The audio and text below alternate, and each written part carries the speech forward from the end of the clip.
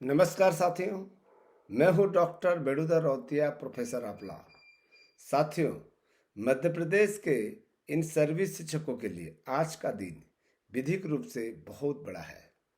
जहां एक तरफ अगस्त में होने वाली परीक्षा का 150 नंबर वाला भारी भरकम सिलेबस आपको डरा रहा है, वहीं दूसरी तरफ माननीय उच्च न्यायालय जबलपुर से एक ऐसा आदेश आया है जिसने लाखों शिक्षकों की उम्मीदें जगा दी है। क्या हाईकोर्ट के 6 मई और 14 मई 2026 के आदेश केवल विशेष शिक्षकों के लिए है, या इसमें आपके अनुभव को बचाने का भी कोई गुप्त विधिक रास्ता छिपा है? आज हम 29 मई के रिव्यू पिटीशन के डर से बाहर निकलकर मध्य प्रदेश के जमीनी विधिक साक्ष्यों की बात करेंगे। वीडियो को अंत तक देखें, क्योंकि आज की बात आपके सम्मान और नौकरी की है। साथियों, सबसे पहले ये जो न्यूज में, ठीक है, ये जो न्यूज आया हुआ है उस न्यूज के हेडिंग को पढ़िए और इस न्यूज को आपको पढ़ना चाहिए। साथ ही साथ मध्य प्रदेश के जो वेबसाइट है, ठीक है, गवर्नमेंट वेबसाइट है, वहाँ पर जो नोटिफिकेशन जारी हुआ है इसको भी पढ़ना चाहिए। सबसे पहले उस साक्ष्य को देखिए जो आपकी जीत की पहली सीढ़ी बन सकता है। माननीय उच्च न्यायालय मध्य प्रदेश जबलपुर में दायर याचिका क्रमांक 12,970, ये 2026 का है और केस का नाम है सोनम अगरिया है बनाम मध्य प्रदेश शासन में न्यायालय ने पाया कि याचिकाकर्ताओं की चिंता वास्तविक है।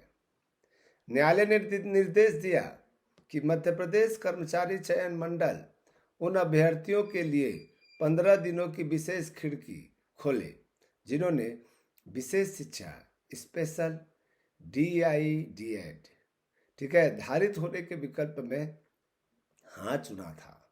ये अभ्यर्थी 24 जून से 8 जुलाई 2026 तक अपने दस्तावेज अपलोड कर सकते हैं। अभी 8 जुलाई बहुत दिन बचा है, मतलब आज 5 तारीख है, 4 दिन बचा है।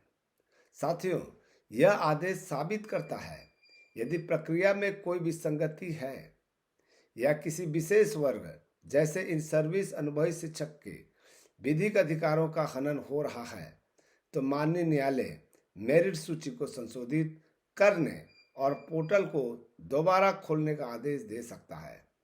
क्या यह आपके अनुभव को एक विशेष योग्यता के रूप में मान्यता दिलाने का आधार नहीं बन सकता? अब बात करते हैं उस सिलेबस की जिसे लेकर आप चिंतित हैं। सरकार ने अगस्त में परीक्षा की तैयारी कर ली है और कलेक्टरों को जिम्मेदारी सौंपी गई है। समर्थ पोर्टल पर स्टडी वीडियो तो डाल दिए गए हैं, लेकिन क्या 125 अंकों का यह 2.5 घंटे वाला पैटर्न 20 साल के अनुभवी शिक्षक के साथ न्याय करता है?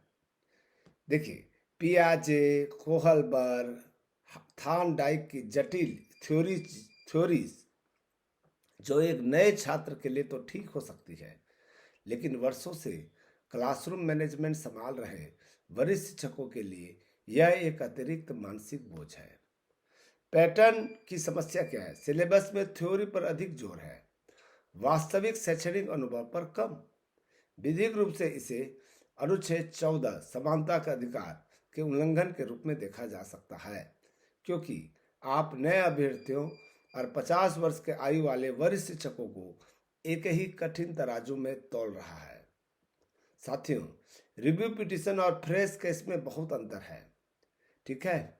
तो ये जो रिव्यू पिटीशन केवल पिछले फैसलों की त्रुटि देखती है, लेकिन स्टेट ऑफ त्रिपुरा बनाम सजल देव जैसा नया मामला स्वतंत्र संवैधानिक प्रश्न उठा सकता है। अब शिक्षकों के लिए राहत के विधिक बिंदु क्या है?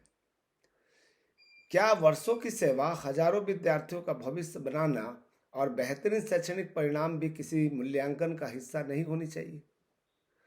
मामला अब केवल परीक्षा पास करने का नहीं है, बल्कि योग्यता की परीक्षा बनाम वर्षों के अनुभव के बीच संतुलन का है।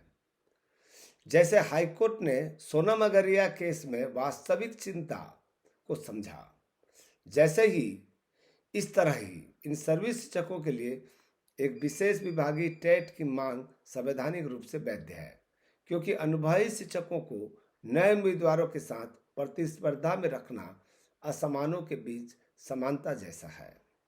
दोस्तों, 15 जुलाई और 17 जुलाई दो डेट बहुत इंपॉर्टेंट है।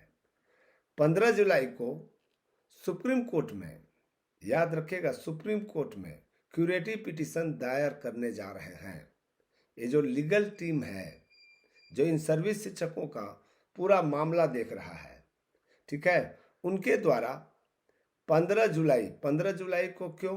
15 जुलाई को समर वेकेशन समाप्त होकर मध्य प्रदेश हाईकोर्ट, छत्तीसगढ़ हाईकोर्ट, जितने भी हाईकोर्ट हैं, ठीक है, फिर नए सिरे से हाईकोर्ट जो है हियरिंग करेगी।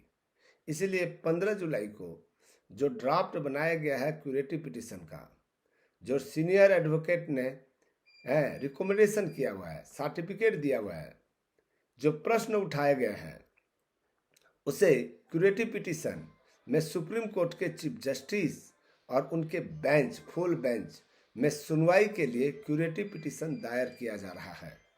और मैं 100% कह रहा हूँ, क्यूरेटिव पिटीशन से आपको राहत मिलेगा ही, क्योंकि रिव्यू पिटीशन में वो बात नहीं सुना गया जो उन्हें सुना जाना चाहिए था।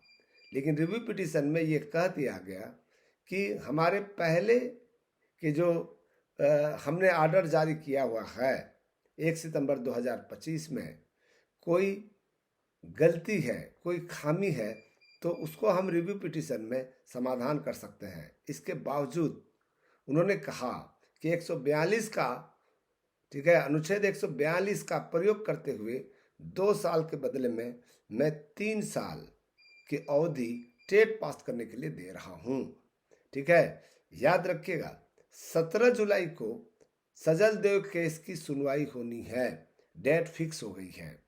और ये जो सजल देव वाला जो केस है फ्रेश पिटीशन है, और फ्रेश पिटीशन में वो सभी बातों को रखा जा सकता है जो हमने रिव्यू पिटीशन में रखा था। हालांकि जस्टिस दीपांकर दत्ता ही उस मामले को देख रहे हैं। लोग कह रहे हैं कि वो कह देगा कि इसके पहले हमने जो है रिव्यू पिटीशन को खारिज किया हुआ है, वही का मैं पालन करूंगा। लेकिन रिव्यू पिटीशन में ऐसा नहीं कर सकता, वो बात को सुनना पड़ेगा। ठीक है दोस्तों, निष्कर्ष यह है कि मध्य प्रदेश के शिक्षकों को अब केवल परीक्षा की तैयारी ही नहीं, बल्कि हाईकोर्ट जबलपुर के इस नए विधिक रूप को भी अपनी ढाल बनाना चाहिए। अगस्त की परीक्षा के लिए प्रयास करें, लेकिन सजल देव मामले के माध्यम से अपने अनुभव को योग्यता के समकक्ष मान्यता दिलाने की लड़ाई जारी रखें। इस वीडियो को एमपी के हर शिक्षक ग्रुप में शेयर करें।